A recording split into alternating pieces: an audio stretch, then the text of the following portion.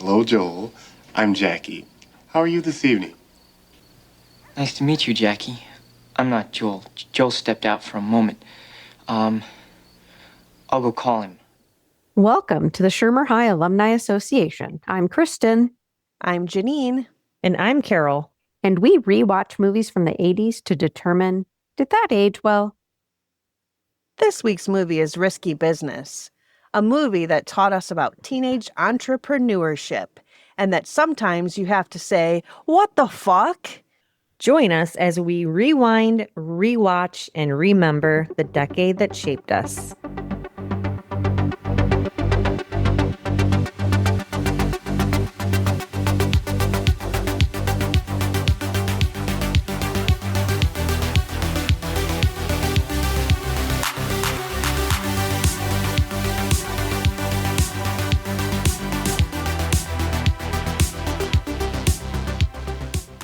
Hey, guys.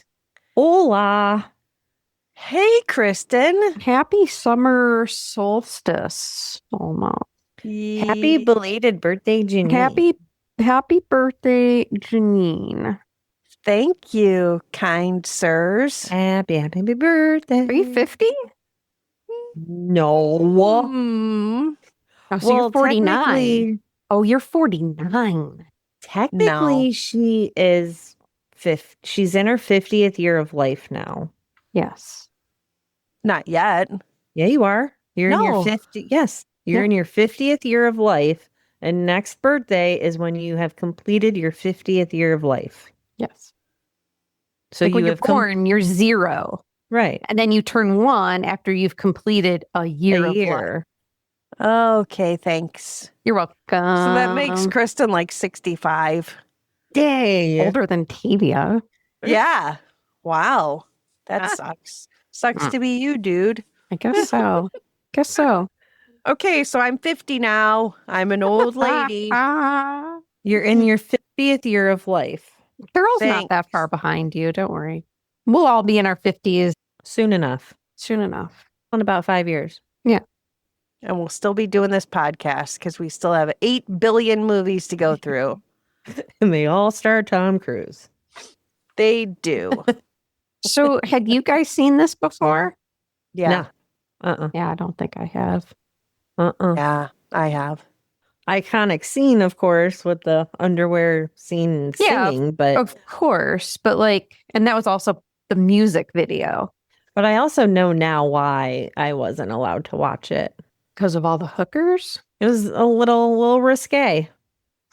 Yeah, but just even after you grew up, you didn't watch it. Right, because it just wasn't in my vocabulary of movies to watch. Like, no. This long. Some would say that it was kind of risky business. Some would. Some would say that. Yeah. Interesting. Mm-hmm. So Joel Goodsen is an ambitious, college-bound teen whose parents leave him alone in a wealthy Chicago suburb. In a hilarious downward spiral of adolescent choices, he accidentally sinks his dad's Porsche in a lake, accidentally hires a call girl, and frantically turns his quiet house into a brothel to pay for the damages. Yeah, that's it in a nutshell. Yeah. Nice. We have Sir Tom Cruise as the leading role of this movie.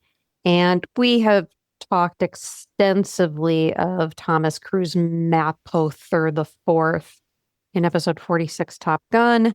But to just recap, he was born July 3rd of 1962 and is an American actor, film producer, and Hollywood icon. As one of the world's highest paid actors, his films have grossed over $13.3 globally, earning him an honorary Palme d'Or and 3 Golden Globes. He holds a Guinness World Record for achieving 11 consecutive $100 million grossing movies between 2012 and 2025, including major blockbusters like Mission Impossible, the Mission Impossible franchise, and Top Gun Maverick. He plays Joel in this movie. Happy birthday, Tom Cruise. Happy birthday, Tom Cruise. When does this come out? On the 30th. Oh, then happy birthday. birthday. Happy birthday. Okay. Yeah. We we also have Rebecca de Mornay, who was born Rebecca Jane Perch in Santa Rosa, California on August 29th of 1959. She is a versatile American actress and producer, celebrated for her powerful screen presence and diverse roles. She first rose to international fame with her breakout performance as Lana in the 1983 hit Risky Business alongside Tom Cruise. De Mornay later cemented her status as a Hollywood powerhouse with her chilling, award-winning portrayal of a vengeful nanny in the 1992 psychological thriller The Hand That Rocks the Cradle, Oh my which God, earned so her, good. I know, It was so good. very, very good, an Yeah. MTV Movie Award for Best Villain. Throughout Yeah. her decades-long career, her dramatic range has spanned acclaimed turns in Runaway Train in 85, the television adaptation of Stephen King's The Shining in 97, for which she won an OFTA television award. I don't know if that's OFTA or OFTA. And Marvel's Jessica Jones from 2015 until 2019. Beyond her memorable on-screen work, the Lee Strasberg-trained actress has also found success on the theater stage and expanded her talents behind the camera as both a film producer and a television director. And if you weren't paying attention, she plays Lana in this movie. We have I Joseph know. Peter Pantiolano, was born September 12th, 1951. He is an American actor who has played more than 150 roles across film, television, and theater. He won an Emmy for his portrayal of the sadistic gangster Ralph Cifaretto in HBO's The Sopranos, the most perfect show ever made. Ooh, yeah. His film roles include Francis Fratelli in The Goonies. Ah, yes. Captain Conrad Howard in the Bad Boys film series, Cypher in the sci-fi action film The Matrix, and Teddy in Christopher Nolan's psychological thriller film Memento. That's a fucked up movie. Other notable film credits include Risky Business, Empire of the Sun, La Bamba, Midnight Run, and Percy Jackson and the Olympians, The Lightning Thief. In 2025, he received a Primetime Emmy Award, a nomination for Outstanding Guest Actor in a Drama Series for his performance in The Last of Us. Pantiolano has published 2 memoirs and is active in the field of mental health, having documented his mother's issues and his own. He founded the nonprofit No Kidding, Me Too, which is dedicated to removing the stigma from mental illness. He plays Guido in this movie. We also have some minor roles. So Mr. Goodsen is played by Nicholas Pryor. Mrs. Goodsen is played by Janet Carroll. Bill Rutherford played by Richard Mazer. Miles Dalby is played by Curtis Armstrong, who is Booger in Revenge of the Nerds. Barry is played by Bronson Pinchot. Pinchot. And Megan Mullally is in this, and she is one of the call girls, but you only see her for a blink. Who is that? She's married to Will and Grace. Yeah, she was in Will and Grace. She was the Oh. secretary, High Voice. Yeah. She's married to Nick Offerman. Gotcha. Cool. I guess she was on Parks and Rec as well. Very nice. This film was distributed by Warner Brothers. Is that right? It is right. Okay. And it was released on August 5th, 1983. The budget on this movie was $6.2 million, which, No helicopters. but 1983, that seems a little much for 1983, but okay. But at the box office, it was a smash hit. It brought in over $63 million. Wow. That's a shock to me. It is. What else was coming out in 83? What else came out in 83? And was he well known yet? I was going to say, was this his first film? Because I know he was 20 in this film. He was 20. Yeah. So his career took off Okay, so Risky in Business. 1980. So So he was in Taps, and then he was in Risky Business. okay, 1983. Let's talk about 1983. The highest grossing film in 1983 was Return of the Jedi. $309 million. Jesus Christmas. Followed by Terms of Endearment at 108 million, and then Flashdance at 92 million. So Risky Business actually comes in 10th, and it actually comes in after Mr. Mom, which grossed 64 million at the box office. That'll be a good one to do. Yeah. Yeah. Wow. Yeah. Was there nothing more to do in 83 than to go to movies? I No. think that's what people did for the most part up until the pandemic, I feel. Yeah. I mean, when did you stop going to the movies? And interwebs. It's like Toy Story came out today. I can't wait to go see that. I know. I want to see that too. Yeah. But yeah, I think the interwebs have ruined movies. It depends on the movie. There are certain movies where like, we'll just wait. But like things like Wicked, we go to the movies, or anything that's in the Star Wars realm, we go to the movie theater. So it depends on the movie. And also back then it took forever for it to come out. Yes. On VHS. But now, like, no, I don't mind going because the ones in Cleveland don't really do this, but you do get to reserve your seats. You have the kind of loungers, but here you get to order dinner to your seat and like all that shit. So that's for sure. But it's still really, really expensive. For sure. Theaters do that. It's a major production. But like Return of the Jedi really won out in 1983. So this definitely was in the top 10, but it was number 10. Risky Business was filmed primarily in the Chicago metropolitan area, heavily utilizing locations on Chicago's North Shore. Key shooting spots included Highland Park, which is where the Goodsen family home and the Porsche dealership are located, Skokie, which is where Niles East High School is located, and downtown Chicago, the Drake Hotel and the Belmont Harbor. Chicago. Yet again. It has to be the most filmed movie we've seen, but filmed city we've seen. It has to be. I wish we had a better database of everything we've watched, but it has to be Chicago. We'll have to work on that. I know. Yeah. I don't even think it's LA by a landslide. I think it's Chicago. I think it is Chicago. No. Word. Mm-hmm. Ready to get into it? Let's do this. All right. Yeah.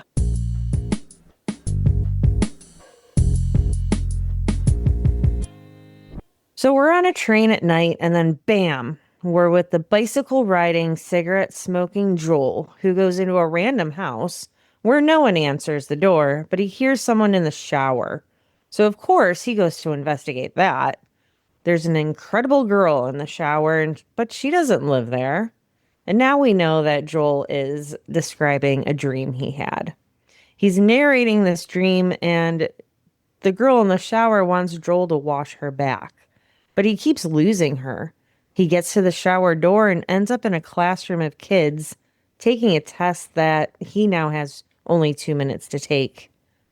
He made a terrible mistake and won't get into college, and his life is ruined. Then bam, next scene we're gambling with Joel and his friends. Joel is telling another story about a girl babysitting down the street, and she wants to do him. Insert gross whacking off sounds here. It's really disturbing. The guys don't believe...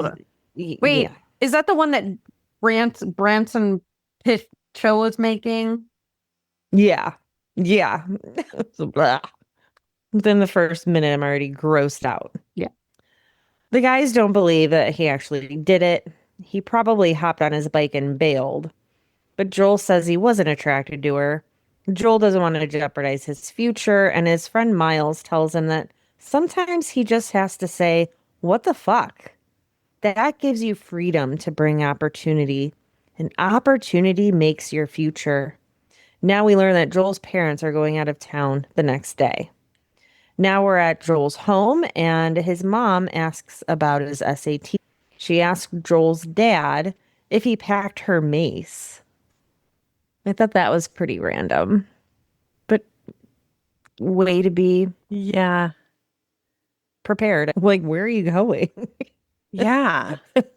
So the dad then grills Joel on his fancy stereo system, and he says, "My house, my rules." We are now on the way to the airport, and Dad is getting Joel an interview to get into Princeton. Joel is instructed not to use his dad's car, just the station wagon. So right there, you know that something's going to happen since he was forbidden from this. So it's like, where is this going to go? And then off go the parents. They are gone. They handed him an envelope of money. I forget how much it ended up being, but do you guys remember the envelopes of money Mom and Dad would leave us when they went out of town? No? No. No? I, Oh, I don't know that Jean and I got envelopes with money. No, we stayed with Grandma. No, I stayed home plenty. Okay, vaguely. This is vaguely ringing a bell. it would leave us Were they cash to get- categorized? No, it was just an envelope of money, and it was like to get pizza or like to go to Blockbuster for a movie or something. Nobody ever left me any money. It was for all of us. No, I wasn't included in that. Okay, There was Jean, no you money weren't. for me. It's when we kicked you out of the house. When were Maybe- we all left alone, Carol, since you have the best memory here? Well, there was that one time, and then you had a party. One time? One time There was I that feel like- one time. really narrows that down. Yeah. Thank I you. feel like every time Mom and Dad went out of town, there was a party. I know. Yeah. I remember coming downstairs to get something to eat, and one of your friends was on the phone trying to order pizza, and they didn't know the address, and I gave them You the gave wrong them the wrong address. address. Yeah. I don't know why I was so annoyed. I think I was probably so nervous that we were going to get caught or in trouble or something. But Oh, no, Carol. I definitely remember Oh, the Carol. envelopes of money. And it was exciting. It's like, how much did they leave us? What can we do? That's the thing. Like there were Maybe- parties that I had during high school, but then there's that last party I had in 94, in February of 94. And that would have been post high school. But it wouldn't have been, what grade would you have been in 94? Me? No, Carol, you didn't live with us, obviously. I was in sixth grade. So that could have been it. It I was a probably junior. was. Did you go to the party? I don't know. I was probably really drunk. I don't Yeah. recall. That was I only- it was the last time I saw Jamie. Mm. Oh, Yeah. okay. Not to put a damper on that, but like Yeah. Huh. So So it was a good party? You had a good party? I was think that the one where everybody was asleep on the porch? did everyone sleep on the porch once? Yeah. Somebody was asleep on the porch swing. Someone was asleep on the porch. I think you've been asleep on the front lawn before, but yeah, there was Okay, someone on the You just had to porch. throw that in there, didn't you? You just had to like boop that into the conversation. Is it something you're not proud of? I would be proud of that. I don't have any of those stories, Kristen. You really you were don't. dead. I thought you were dead. I did remember think crying, and Dad's trying to get you in the house. I'm like, is Kristen dead? And Mom's like, no, just in trouble. That's Good funny. times. Did you ever really get in trouble for that? Stuff? I never really like our parents did not do a good job at discipline. Yeah. I'm like, At all. what? Were you really in trouble? Because I don't feel like you ever Maybe. were. Maybe, but it never stuck. They never stuck to anything. I don't remember ever being in trouble. Was I ever Well, in probably trouble? you never got into trouble. We've really gone down a Just- rabbit hole here. Veered off. Being left at home by yourself. Yeah. Yeah. That's why we do this podcast. Yeah, It is. Memories. that's true. And I need help with all the memories I can get a hold of. Yes. That All is right. true. So now we go into the iconic scene of Joel in his underwear and pink colored shirt dancing to old time rock and roll. Right. Did we This- talk about like what he did right before that? It's so cute. It's so wholesome, but also he makes himself a drink, right? He's got some sort Yeah. of mid-level whiskey with Coke, maybe, and then he's got a TV dinner Yeah. that he is eating frozen. Yeah, and he starts sucking on the main entree it was like a popsicle. It was just interesting. Poor guy. But then the part you're talking about. And this part was completely improvised. Was it? It was. The part where he gets on the couch and that was a little upsetting. And now we are at a restaurant. And Joel asks his friends if anyone wants to accomplish anything or if they just want to make money. And they all say, make money. Isn't that everybody's goal? And Joel said that he wants to serve his fellow mankind. And they all laugh. And now we are in a class for future entrepreneurs. And this scene lasts a whopping 10 seconds. And now some dude shows up at Joel's house with a chick and asks to use a room. Yeah. Gross. Ugh. Who does that? This guy. Oh, your parents are out of town, so I want to make sex in one of your bedrooms. That's weird. That's very bold. Very. And they don't even seem to be that good of friends, but whatever. I would like to make the sex here. Yeah. Yes. Excuse me, Joel. Seems like Joel's Allow just me to make sex pushover. in your house. Yeah. So now Barry and Joel are coming up with an invention of sorts for this future entrepreneur thing while listening to this couple doing it upstairs. And Joel and Barry leave, and they leave in Dad's Porsche. Uh-oh. A big no. Hey, I used to drive a Porsche like that in high school. Oh. Really? I now want one. Her dad had a red one, like Jake Ryan's. So I probably brought this one. Really? Yeah. She What was happened Jake to it? Ryan? She was Jake Ryan. What? I know, They isn't don't- that crazy? I You didn't know married Jake Ryan? Oh Wow. my God. I hope she comes in here. That She is won't, but awesome. I hope she does. So they're cruising around in the Porsche and they're just aimlessly driving around and end up street racing and doing crazy donuts. Great times. So now Miles and Joel are in the yard and Miles is reading a paper of sex ads. So is this kind of the free times? Yeah. Yeah. So It's kind of like the end of The Plain Dealer. Or Were there the be Scene sex magazine. ads in there? Did they have sex ads? No, Scene don't think magazine so. would have. Scene. Yeah, Scene. Yeah. Scene would have, or Free Yep. Times. Free Did you ti- say yeah. Free Times? I said free times. Yeah, Free I, Times. I was yeah. also thinking of Scene. Yeah. Is Scene still around? Didn't we have a conversation about this? Did we? I think it is. Yeah, I think it is. Interesting. I love I that. think one of us would have to go to a Denny's or something to find that out. I bet they Or, have it at like, Daystar. Record exchange. Yeah. Oh. We'll have to check that out. We'll see if there's still sex ads. Oh, boy. It'd be really interesting because you could just phone sex. Oh, absolutely. Yeah. Make millions. It's a weird conversation. Okay. Okay, go on. So Miles is telling Joel that he should really take advantage of this. He can get a good time in the privacy of his own home. Miles calls one of the ads and gives them Joel's name and address. Miles literally eats the paper with the phone number on it, so Joel can't call it back to cancel. So we see Joel doing some chores, eating some food. He does some studying, and a cab pulls up.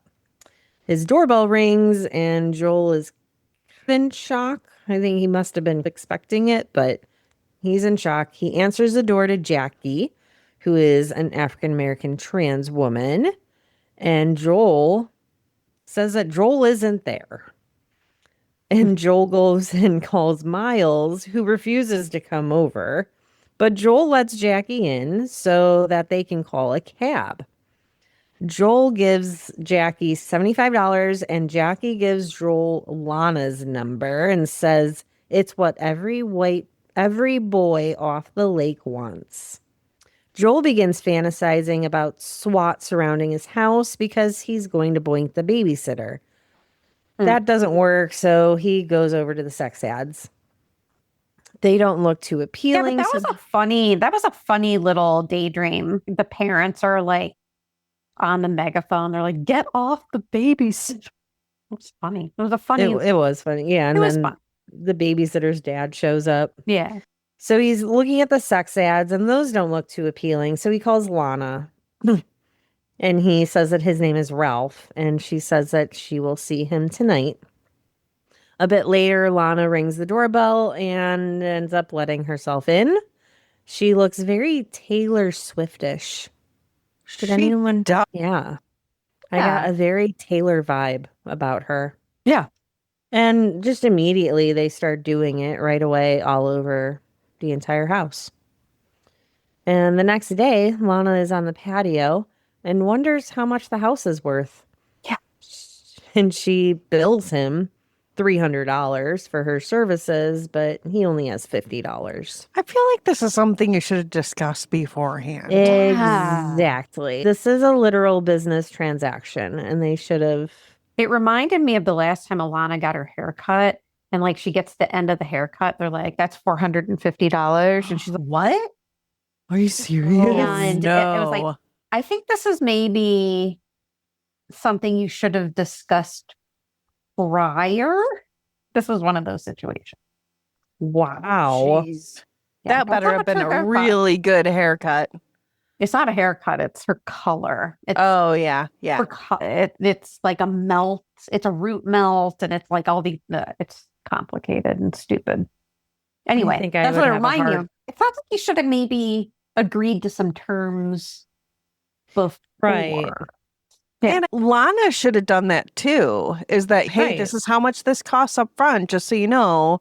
Because how do you know that you don't get to the end and then you're like, yeah, I don't have any money? Because she's got a pimp, so it doesn't really matter because the pimp will handle it. I guess. Yeah. He only has $50 for this transaction that was not agreed upon. Right. But he has a bond at the bank that he can go and cash. So he leaves this prostitute alone at the house. Did I tell you I have a bond? I have a bond from Aunt Nancy from like 1983. maybe my first communion. How much is it worth now? I think it's worth like $2 million. 75. Wow. It's in my Wow. Precious Moments Bible at home. Oh, shit. You can retire. Yeah. That's amazing. You could go get a glass of wine on Nantucket. I should bring it. I should bring it and show it to her. I bet she would You get a should. kick out of it. I bet she would get a kick out of it. Yeah. Is the Bible from her as well? No, I think the Bible's from Mom and Dad. Dad? Mom. Sorry. Sorry. Kids, don't leave prostitutes in your house unattended. Oh, kids, if you get a prostitute, agree on a price first. That too. And probably don't bring them to your house. Even if your parents are out of town. Let's just not do it. They don't need to know where you live. That's probably Right. a bad idea. Yeah. Yeah. Yeah.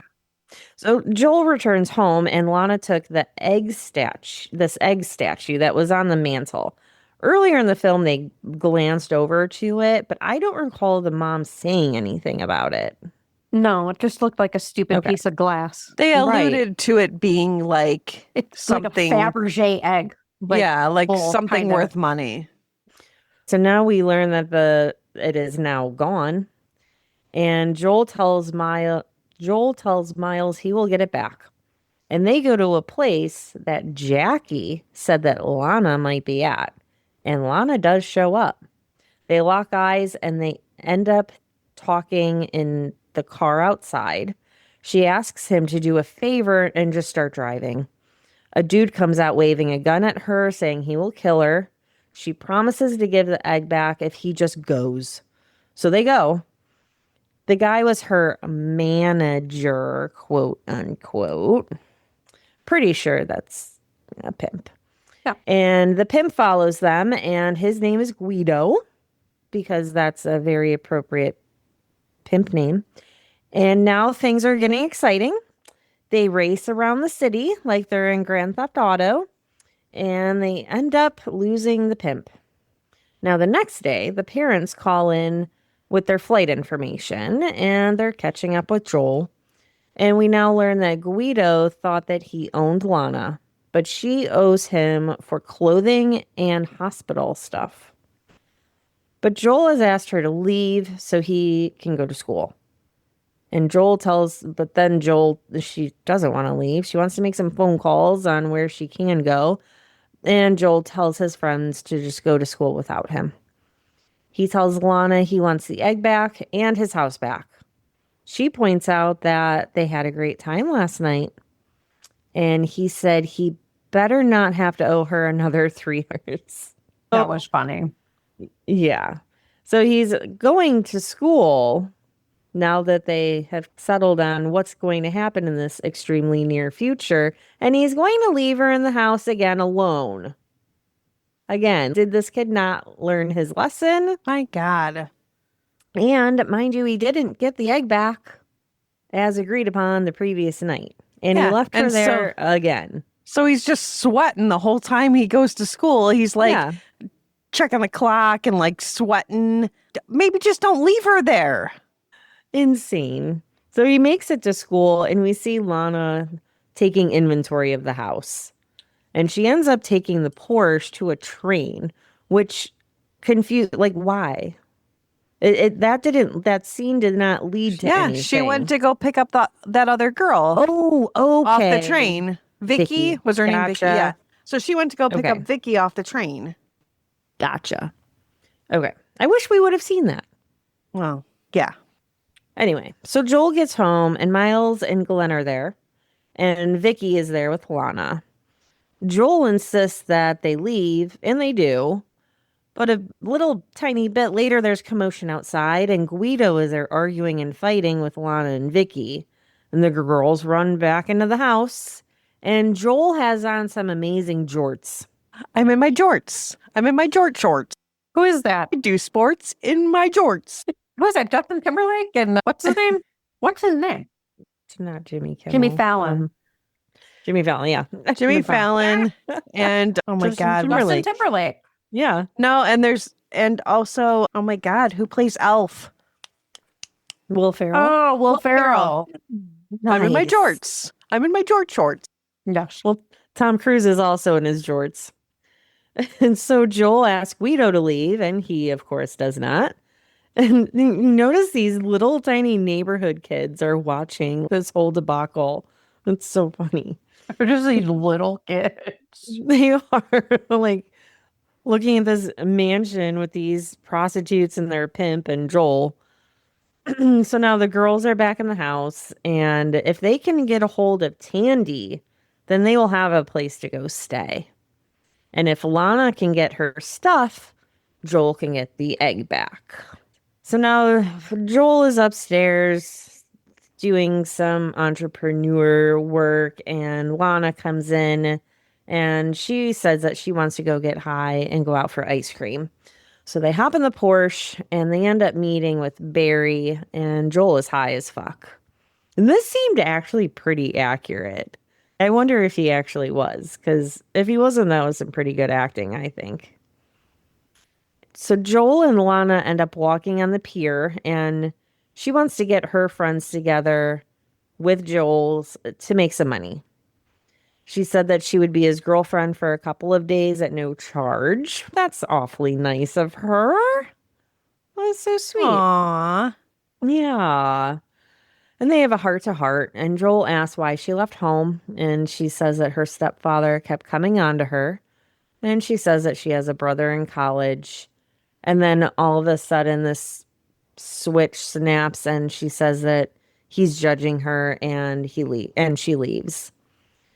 Now, she had gone into the Porsche to get something, and she knocked something with the Porsche on her way out, and now the Porsche is rolling down the hill. And Joel is trying to stop it, and it finally stops at the very edge of the pier.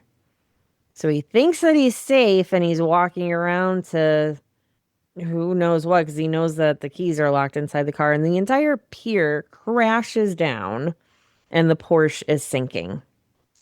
So now we're at the next day at the Porsche dealership, and the Porsche is there, all soaked and projectile vomiting fish.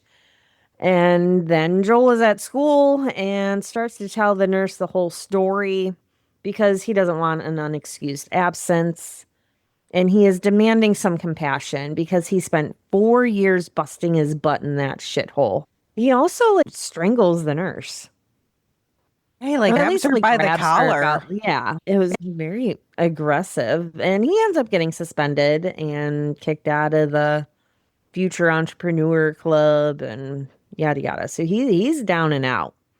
So he takes Glenn's bike and he goes to he's on a major bike spree, but he ends up at a building and he runs up like 5 million flights of stairs and he's sweaty and gross and ends up at an apartment that Lana and Jackie are at. And he sees Lana and there's no words. He just goes up and he hugs her and cries on her shoulder. And how did she even know what was going on? How did he know where they were at? I don't know. And then she's just all hugging on him Yeah. oh, I understand. But the last time she saw him, She was pissed. she was pissed. And I don't, why would she assume he's upset?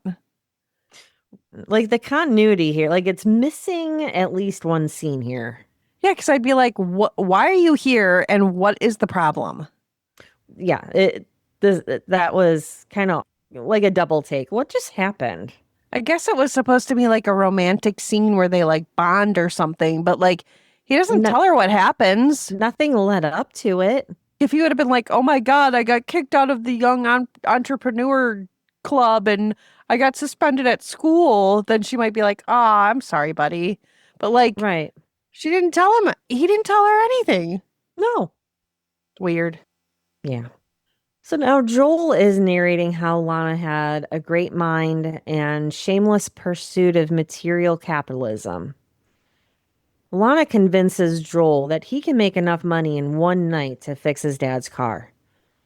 So now they are going to introduce their friends to each other.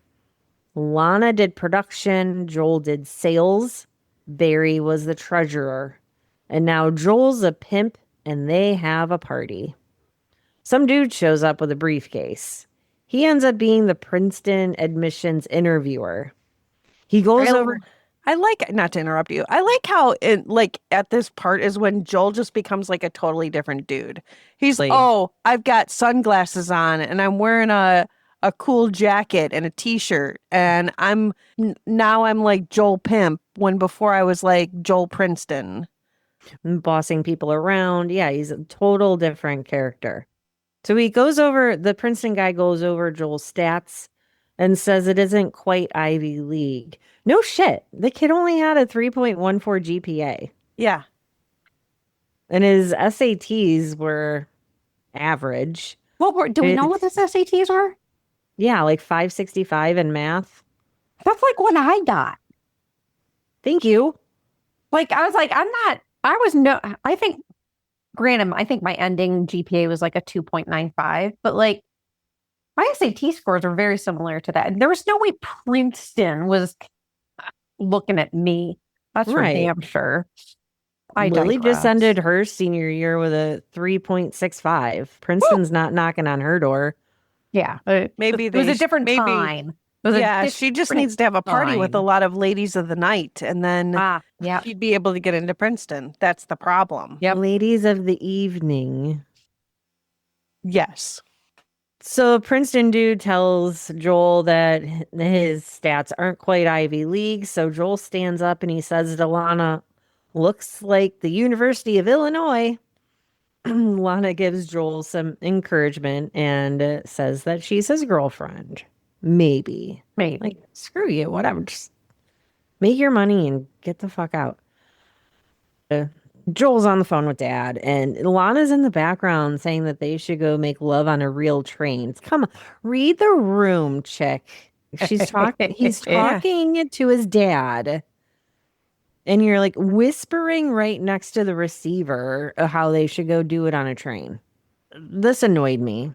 When your parents call during a party, everybody has to go dead silent. Right. Dead silence. Yeah. This chick has no regard. Maybe it's because she left her family early. She didn't learn that. Maybe. So the dad suspects that he's having a party, and mom grabs the phone and says to use his best judgment, and they trust him. They shouldn't. No, they shouldn't. And now the party's over.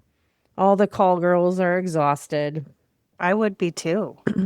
Yeah, but Lana wasn't. She was hungry. So she wasn't working as hard as the other girls were. She was doing more of a secretarial type thing and not the laying on your The back hard type labor. thing. The Right. hard labor. So Right. yeah, those girls are allowed to be exhausted. And Lana was hungry, so they went to grab something to eat and then went to a subway train to do it to the song In the Air Tonight. And this was the most grueling, slow motion, pseudo sex scene I have ever seen. Slow motion, weird shots of L trains. Close Right. up of her boobs. Yes. It was awkward. Yeah. For me, at least. I felt like that scene could have been cut in half the time. And But then then it takes away from the whole movie then, Carol. Does it? Yeah, because they got to do it on a train. It's risky business, you could say. Some would say that. Yeah. So now the next day, the Porsche comes out of the shop. And unless these parents have been gone for 3 weeks, pretty sure that's like record time. Yeah, I don't know many body shops that can turn things around that quickly. Dude, when we were in our accident with our Subaru, it was gone for a month. Right. This was some serious water damage. Maybe back then people just didn't have any car accidents or any type of damage and they just put their whole crew on it. I don't know. That's like crazy.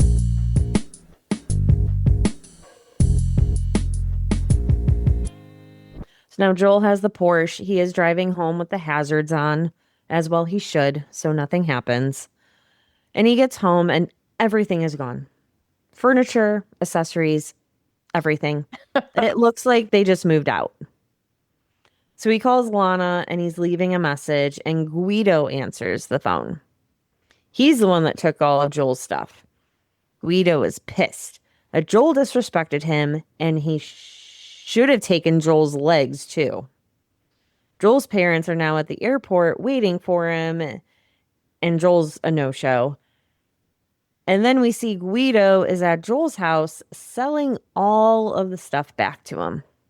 He has the infamous egg, and it's the last item, and Guido wants $340. Joel only has $40.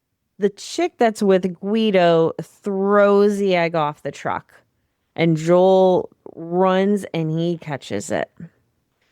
Now the parents are on their way home in a cab, and they're almost there, and Joel is rushing to get everything back in the house.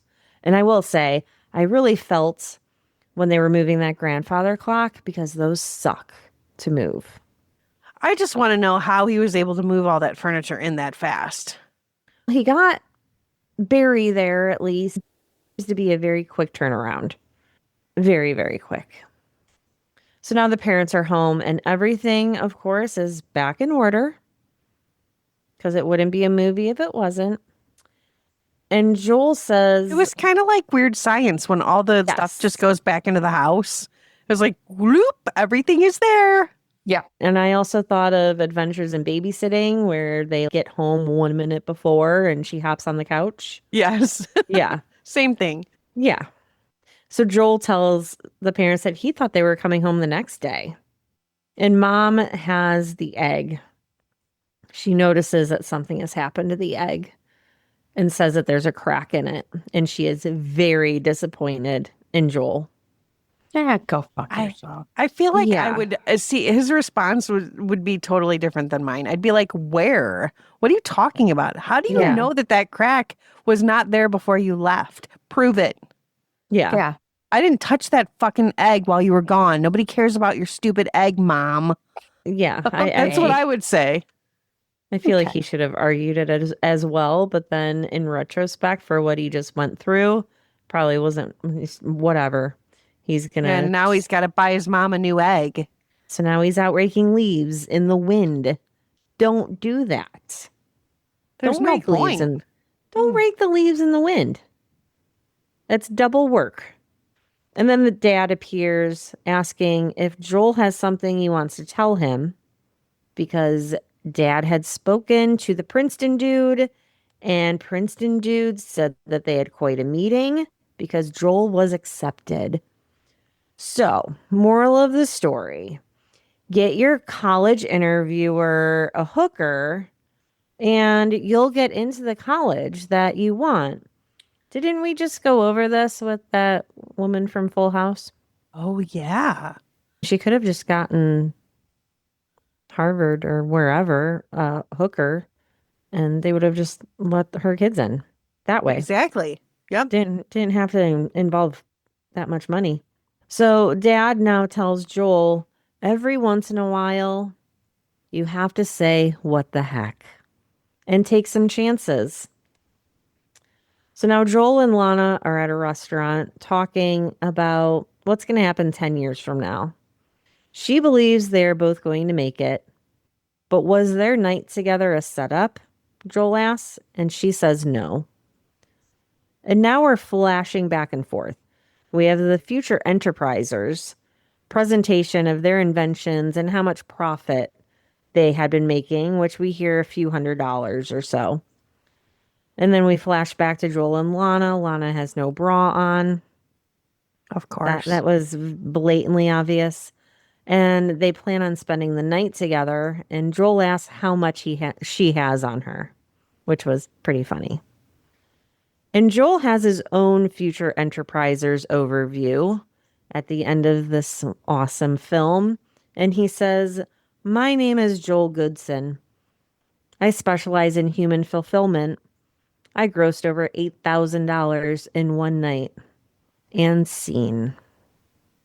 He's a winner. He really is a winner. That's a lot of fucking money. Some would say he was winning. And he went on to be the guy in Cocktail. Yes. He just like Transitioned right With into his- a bartender. his business acumen.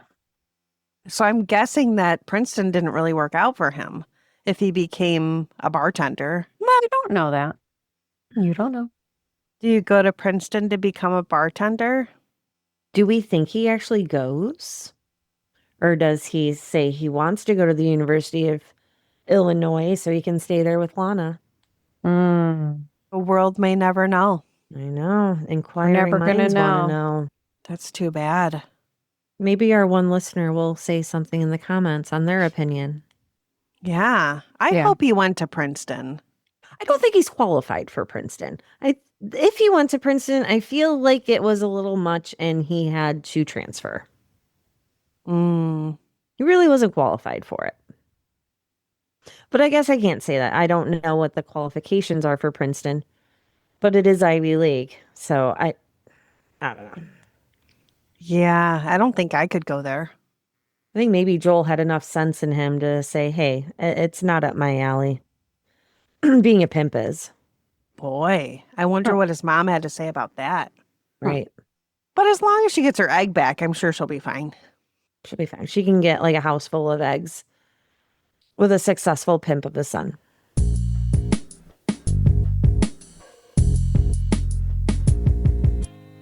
So this film holds a 93% rating on Rotten Tomatoes, That's stupid. which is crazy.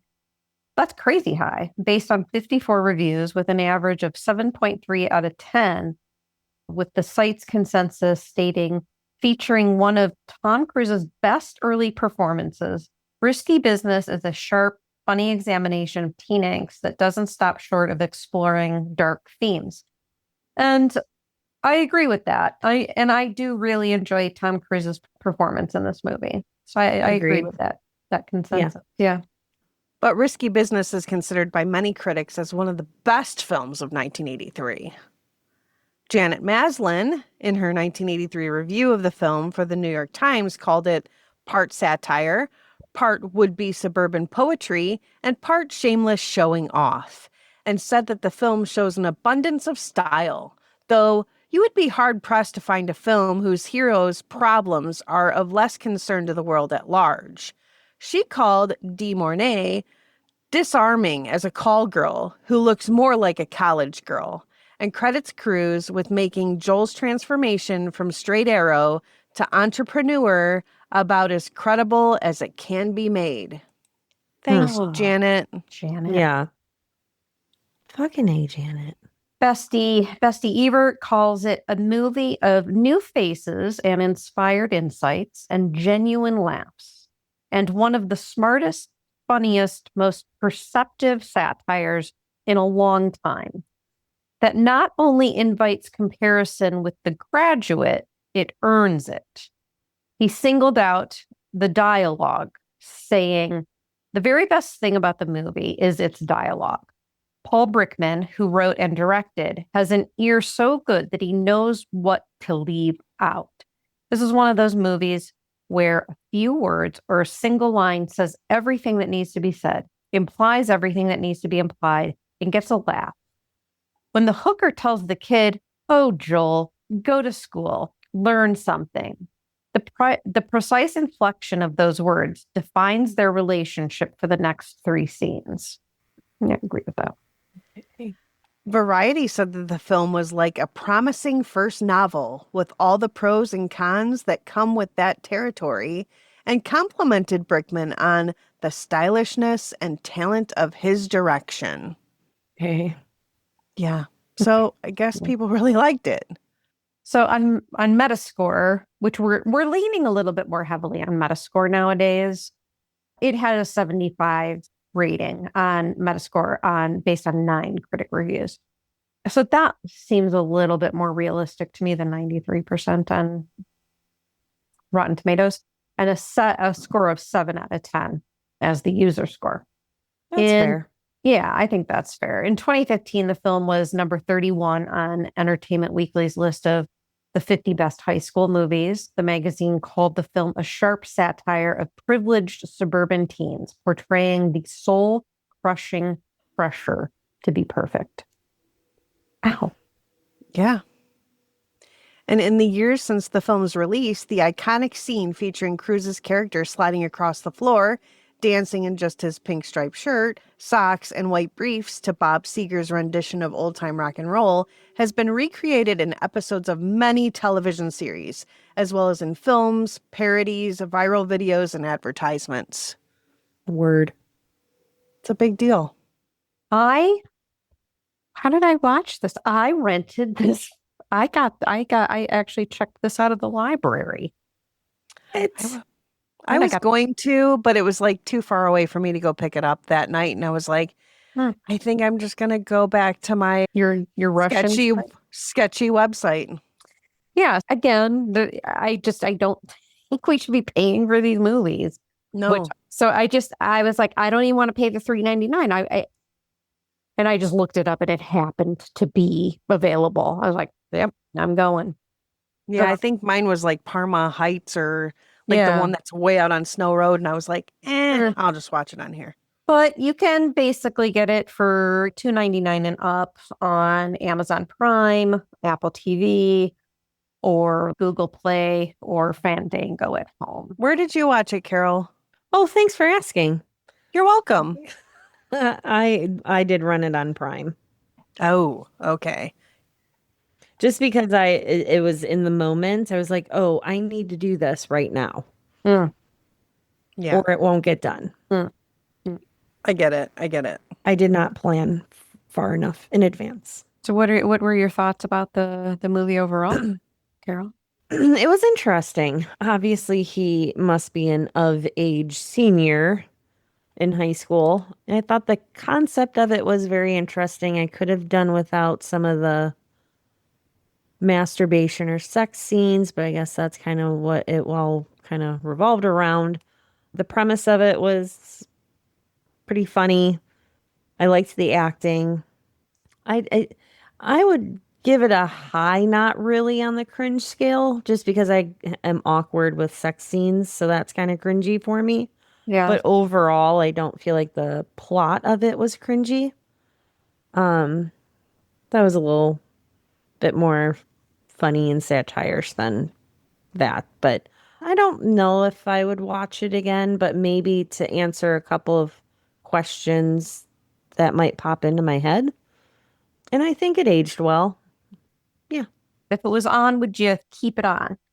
Oh, me? Yeah. Or are you still flipping to find something better? I would find something better. Okay. So that's fair. I think I'm agreeing with you at the really high end of not really, really low end of kinda, but I'll stick with that really. It's not really cringe because it's the basis of the movie. I don't think they make sex workers out in a negative light. I guess that could be interpreted a couple different ways, but I enjoyed watching it. I actually really thought this was a really great role of Tom Cruise's. I'm not the biggest Tom Cruise fan, and we've seen him in 2 movies so far. This just seemed like we don't really see him in things that are funny. What did we see him in? Cocktail and Top Gun. And I thought he was good at being funny. But I agree with you. I'm probably not gonna stop and watch it again. But that it's not a knock against the movie. It was just fine. I think it aged well. I think they could remake the movie. I think maybe the premise of the movie is a little cringy, is the fact that this really overprivileged kid from the suburbs ends up with being able to go on a joyride in his dad's Porsche and has the ability to pay for this lady to come over to his house. And I guess maybe the premise of it is a little... But he wasn't like, it's not like he was Blaine. He wasn't Blaine from Pretty in Pink. He was a nerdy dude and a really good kid. He didn't come off as entitled or like a party guy. And he has these nerdy friends and he, I don't know. Hey, Kristen, this is Janine's review. Oh, I know it is. No, I'm listening to her. No. I'm not disagreeing with you. I'm just saying he's not a chud. Okay, so how about the relationship between Joel and Lana? The fact that there was like a transactional sex, and then she manipulates him in a way to say, "Oh, I'm your girlfriend," and then we could make some money, which he just happened to need because he ruined his dad's car. He didn't, she did.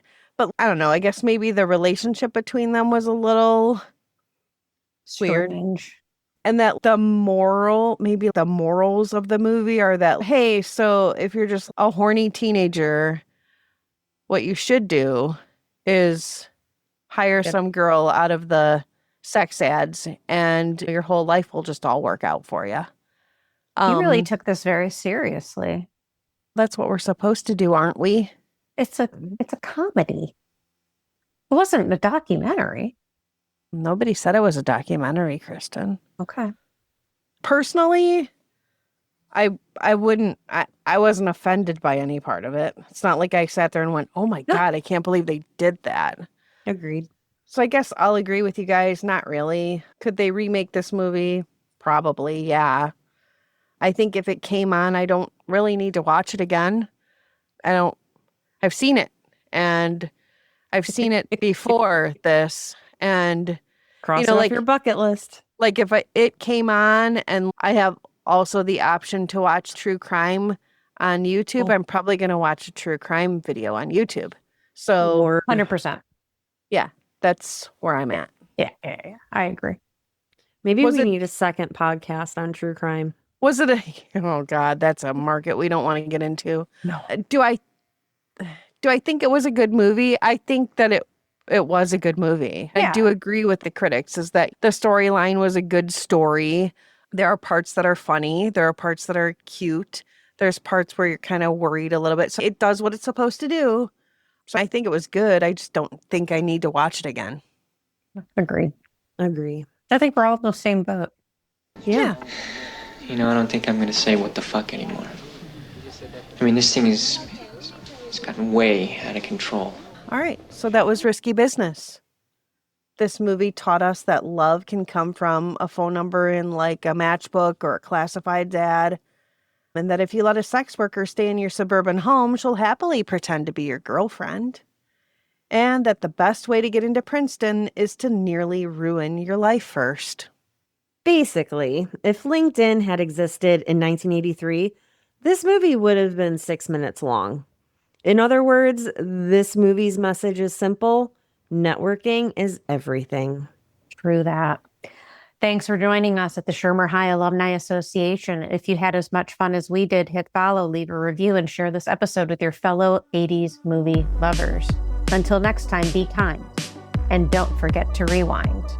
Bye. Bye.